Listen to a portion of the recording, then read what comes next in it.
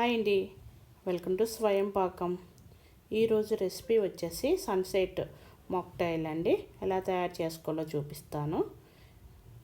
ఒక 2 bowls of water melon ముక్కలు తీసుకోవాలండి. ఇవి ఇప్పుడు మిక్సీ జార్లో వేసుకోవాలి.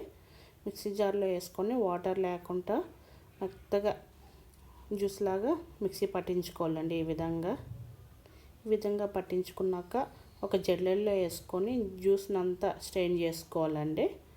ఇలా జల్లెల్లో వేసుకోవడం వల్ల సీడ్స్ అన్నీ రాకుండా ఉంటాయండి.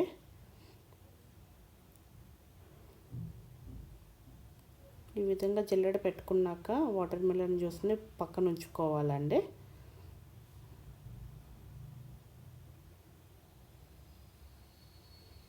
ఇప్పుడు బాగా పండిన 2 ఆరెంజ్లు తీసుకోవాలండి. ఇలా కట్ చేసుకొని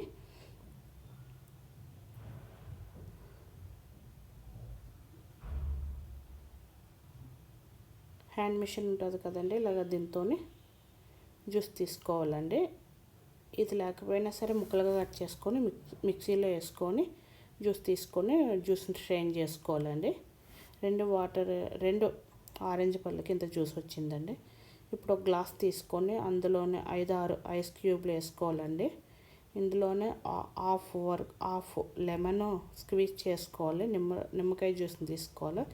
అలాగే ఫస్ట్ ఆరెంజ్ జ్యూస్ని వేసుకోవాలండి.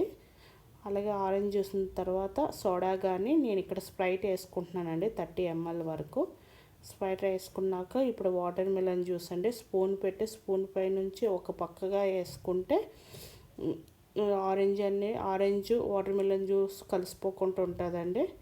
ఇలా వేసుకున్నాక ఒక్కసారి స్పూన్ స్ట్రా పెట్టి ఇలా కింద నుండి తిప్పితే మనకి సన్సెట్ కలర్ అనేది వస్తుందండి.